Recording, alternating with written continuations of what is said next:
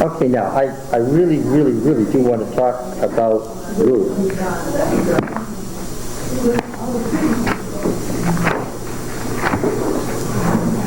So let's go back and talk about Ruth.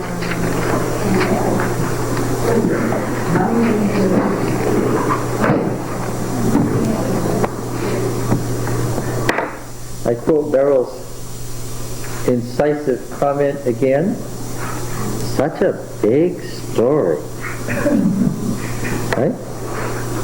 When you get to the Bible, what? It really is a big story. Okay, now, when you're talking about Ruth, you think of stories, like the stories of the patriarchs that are now contained in Genesis, the J&E stories. You think of the stories that pre-existed, like the stories of the judges that we saw in their separate units in the book of Judges. You think of the court history of David, 1 Kings 22 to 36, which we're going to read. You think of the story of Job that's contained in the prose of Job. Yeah.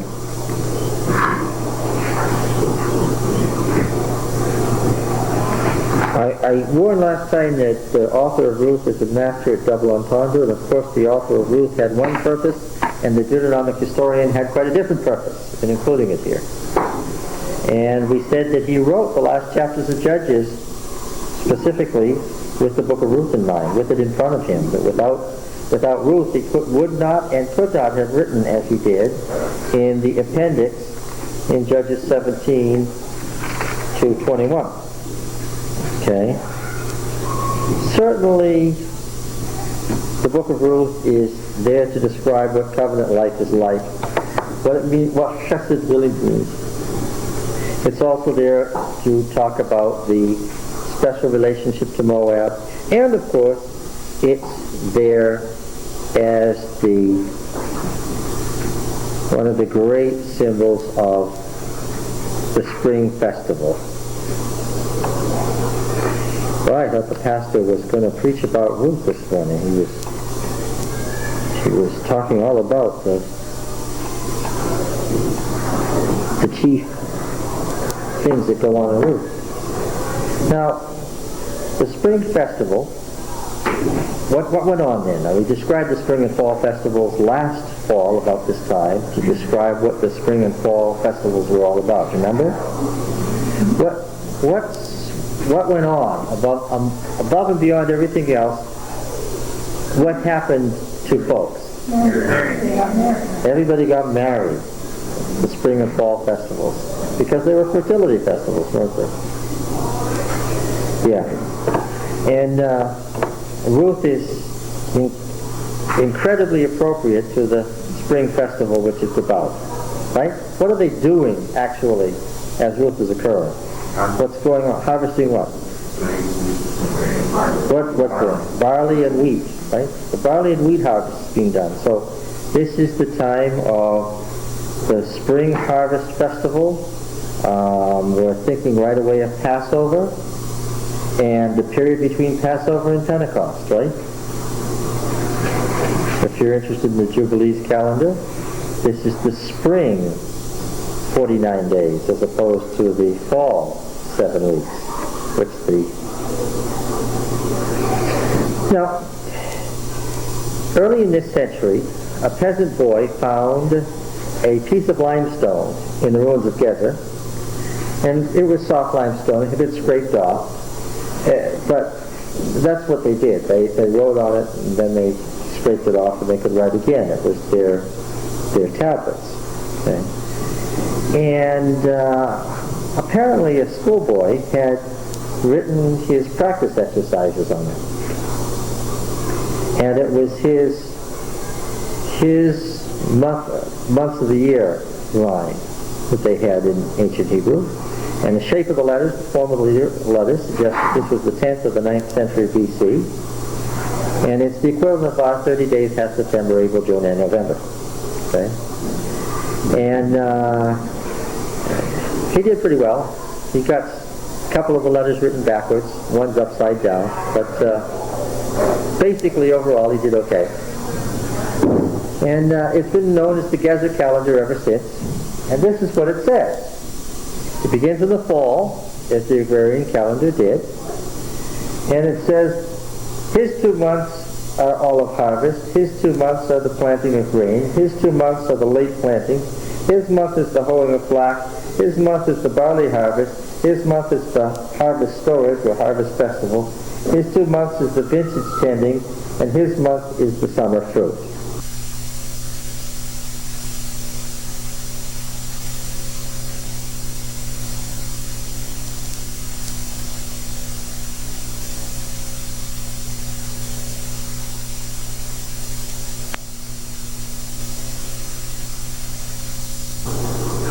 Okay?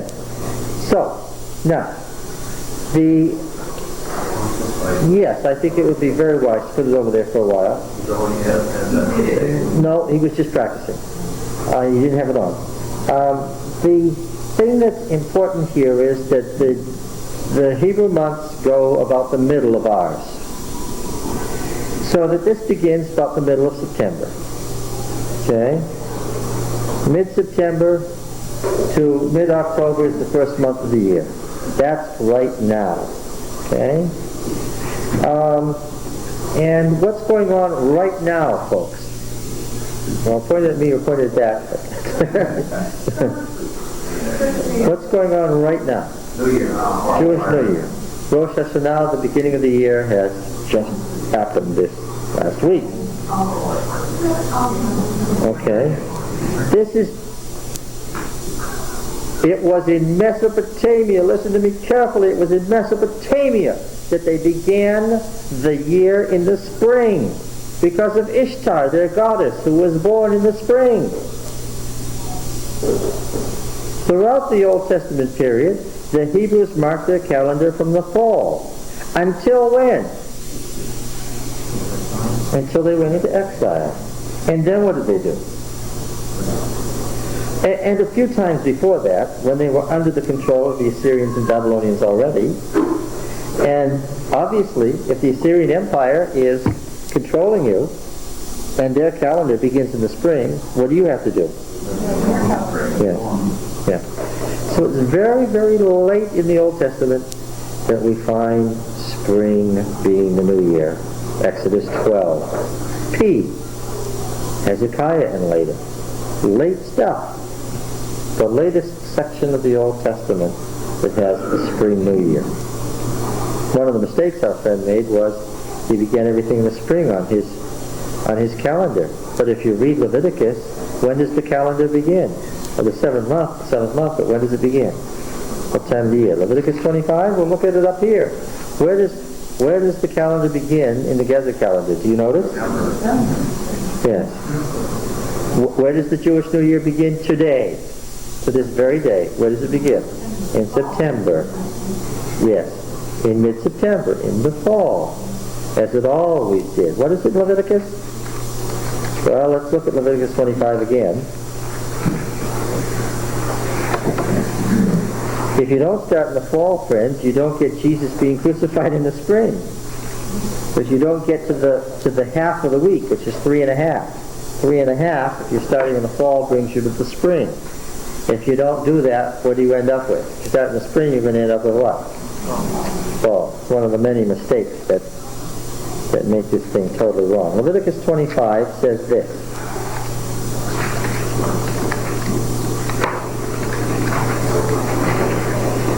Yahweh said to Moses on Mount Sinai, say to the people of Israel, when you come into the land which I give you, the land shall keep a Sabbath 2 years. 6 years you shall sow your field, and 6 years you shall prune your vineyard. The words, the very syntax of it is based on the fourth commandment as we now have it.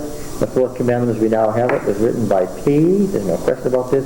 This is late stuff. What did God say from Mount Sinai again? What did he say? What did God say according to all the old passages on Mount Sinai? The 10 words, right? And the fourth commandment was no Sabbath breaking. That was it, right? You understand that the negative is in the word in Hebrew. No image worshiping. No God following. Right? No false witnessing. No coveting. Words, 10 of them. Okay, so this whole passage is built on the wording of the fourth commandment as it now stands in Exodus 20. Okay, verse 8, and you shall count 7 weeks of years, 7 times 7 years, so that the time of the 7 weeks of years shall be to you 49 years. Then you shall send abroad the loud trumpet on the 10th day of the 7th month, which is what? The Day of Atonement. So it's the 7th month, so we have a spring civil calendar, but what's the beginning of the holy year? In the fall. Yeah, in the fall. The difference between the New Year's Day, by the way, and the Day of Atonement is simply both are New Year's Day. They are both New Year's Day. What's the beginning of the month? What marks the beginning of the month? What? What about the moon? The new moon. What's a new moon? A little sliver. Because there are 2 times when the moon does something interesting. When it's completely away from us, totally away from us, how does it look to us? No, when it's away from us, it looks full. Because if the Earth's not, unless there's an eclipse and the Earth is standing exactly in the middle, which happens occasionally, between the sun and the moon, then the moon's going to reflect all the light of the sun back to us if we see a full moon. Now, at the other time of the month, it moves around so that it's right between us and the sun. And unless it gets exactly between, in which case there's going to be a solar eclipse, what do we see of the moon? Nothing.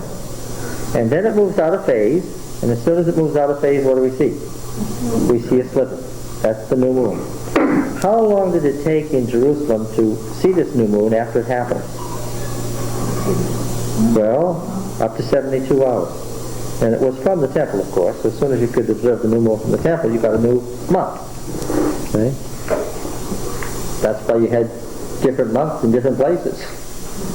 That's why the months don't always fit, because, oh, this is a headache.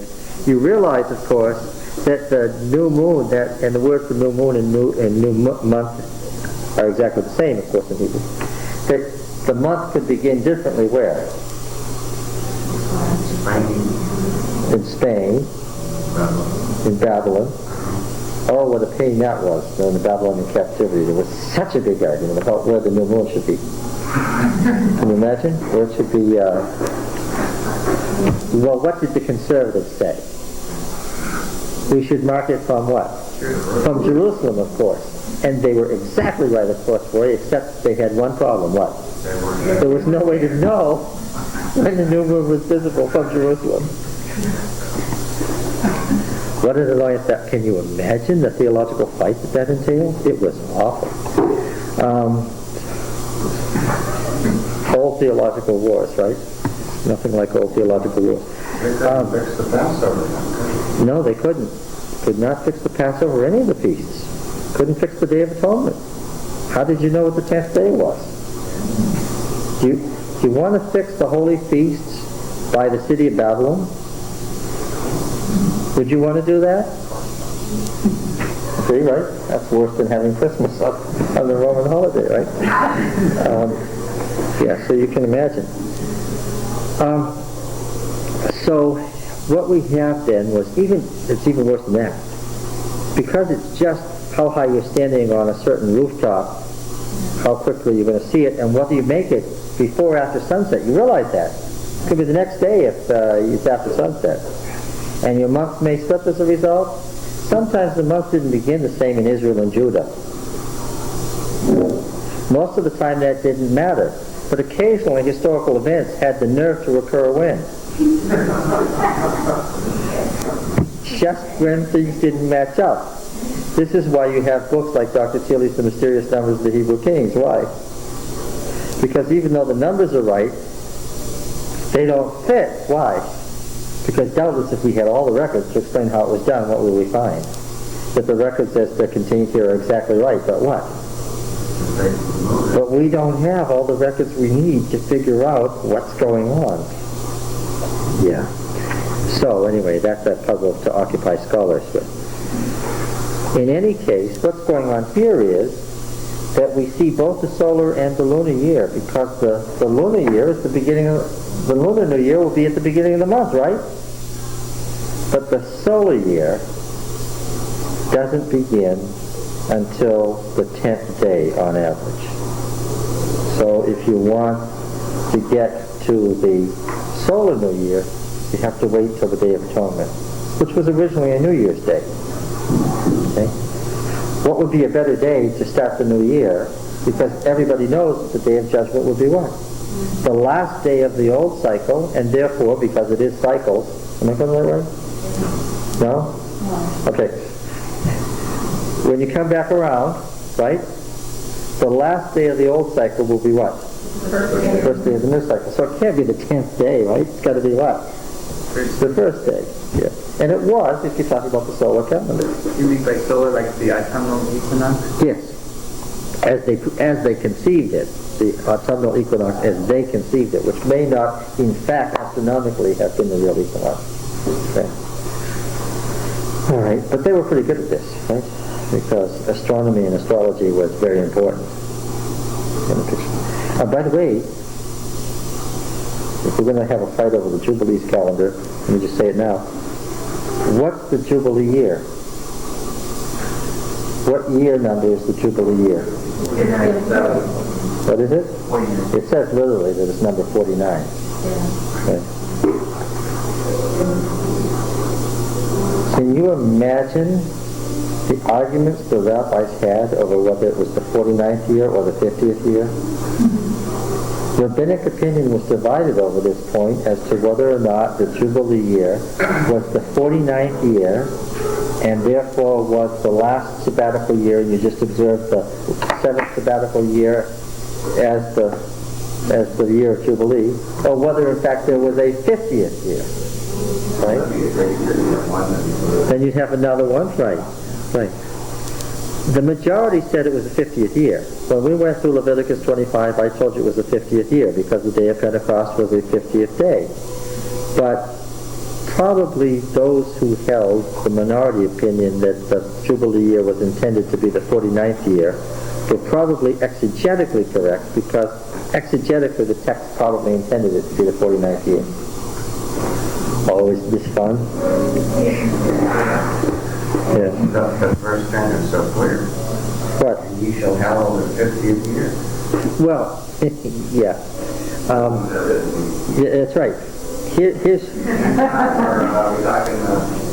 you understand that very often a verse is added in the Bible to clarify something that wasn't clear.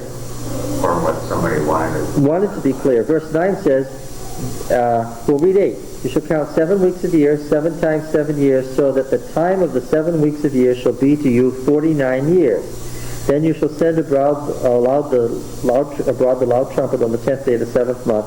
On the Day of Atonement, you shall send abroad the trumpet throughout all your land. If you stop right there, what argument can you have? 49. Whether it means the 49th or the 50th. It is generally agreed by scholars, and you shall hallow the 50th year. The and you shall hallow the 50th year signals what? Somebody's interpolation, that is interpretation of the text. Very early interpretation, because remember, these three textual families branched off after the exile in the 5th century BC. If you get either what's clearly a mistake in the text, somebody's copied the wrong word, misspelled it, all the things, left out a sentence because they skipped from that sentence ended with a word, this sentence ended with the same word, they left it out, and you see a mistake that's in all three families. What do you know? It was before the exile. It was before the exile. Yeah. And then when you see a mistake that occurs in only one family, you know what? That occurred after these branches, these families divided off from one another. After the Jewish community in Egypt and the Jewish community in Babylon weren't having any contacts with each other. Yeah.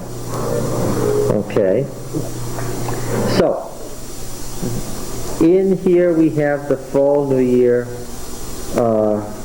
The fall is really what what Deuteronomy says, but nevertheless, there was a spring festival. Why did they have a spring festival? Because they had a spring harvest. Something ended and something else began. Right? Okay, what ended? Well, the grain harvest ended, right? If you just look at the Gaza calendar, grain, wine, and oil were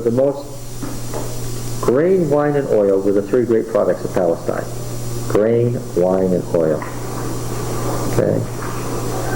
Grains are barley and wheat and millet and spelt. The grains are barley and wheat and millet and spelt. What's the last one? Spelt. I don't know. We can write it and help with Comforting to know that. SPELC. Yeah. I never heard of it. What does it mean?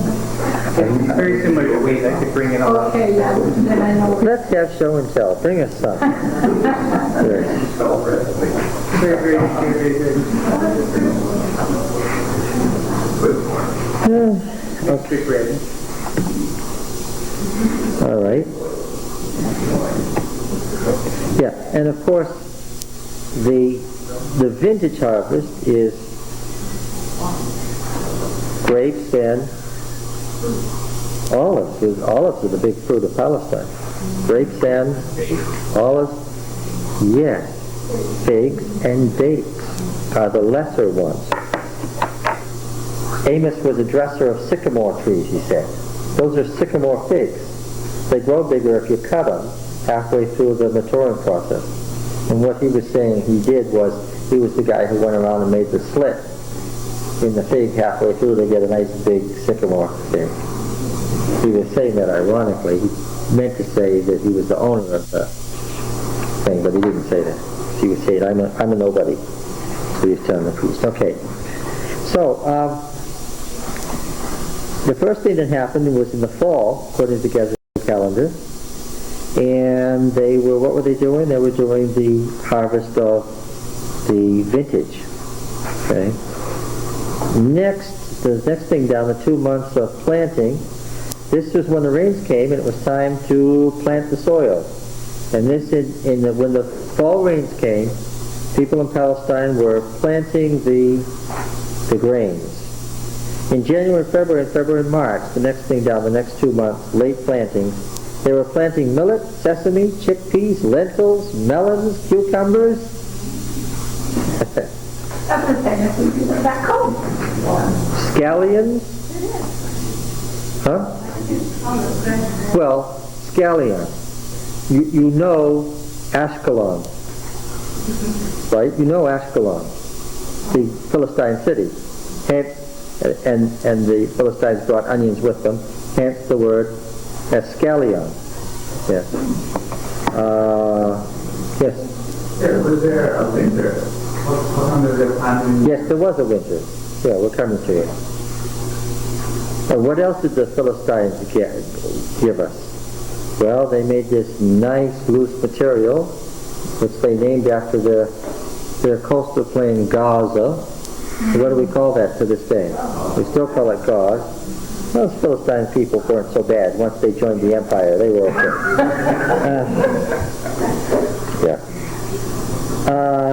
In the winter, you see, that was between the seasons. It was cold and dry, and that's when they were planting. That was the long period of the maturation of the grains, which is very long. Grain harvest in Palestine is a month sooner now than it was then, because we have shorter, faster maturing grains now. All right. So finally, in the spring, the barley and wheat was ready, and that's what the book of Ruth is about. And they harvested it. And the harvesting was done by hand with sickles. Remember, this is still the Bronze Age. And the problem with bronze is what? Beautiful to look at, but what? Stay sharp.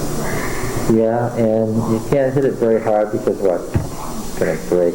Yeah. So they did flint, beautifully cut flint, separate pieces, built into a bone handle. So you had a bone sickle with a sharp flint. And how did you get the barley? You bent over and what? You took it in your hand. The thing was harvested by the handful. Can you imagine going over a field like that? And it was cut, and Boaz told his young men, cut some handfuls and leave them behind for her. Don't stop it. He wasn't saying just let her glean the leftovers that you missed, because some of it's going to fall out of your hand anyway. He was saying what? Leave some whole handfuls behind for her. But didn't the maidens go along and tie up the bundles? Was Yes. that their job? Yes. The fall, they just, But whatever she tied up, what? she got hurt. She got to keep. Yeah. All right. And then, of course, came the great spring festival, which the book of Ruth commemorates. Okay. When you're going to have the spring harvest, and there's going to be a breather there, and that's a time for people to get married. What are they going to do right after that? Well, the rains will come, and they're going to wait then for a while until they have the harvest stored. Flax. They also had flax, and flax, of course, they were making into linen. What did they have to do with it first? After you cut it stalk by stalk, what did you have to do? And then what? Leave it to do what? To dry out. Yeah. That's a lucky thing. What story do you think of right away? 2 spies went to Jericho. Right? The king of Jericho heard it and sent to Rahab, but she put them where?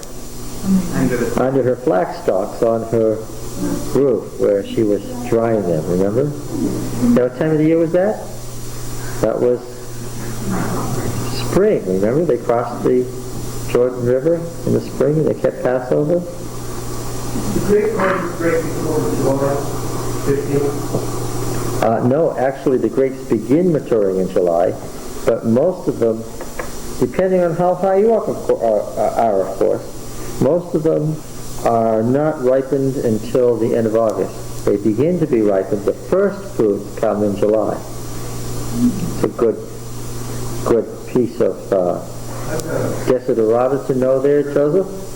Oh, you're reading off a piece of paper. I had great hope for you there. For a minute, I thought you just remembered it.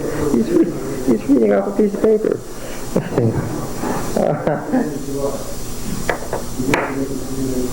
Yeah. So that's why we made this interesting point before. We studied this. They used Passover wine. What is Passover wine? Well, how did they keep it? They boiled it down to what? To syrup, and put it in wineskins and buried it, and then when it was spring, months later, what did they do? They brought it out and reconstituted it, right? Passover wine wasn't new wine. Yes. Yes. Okay, I think that we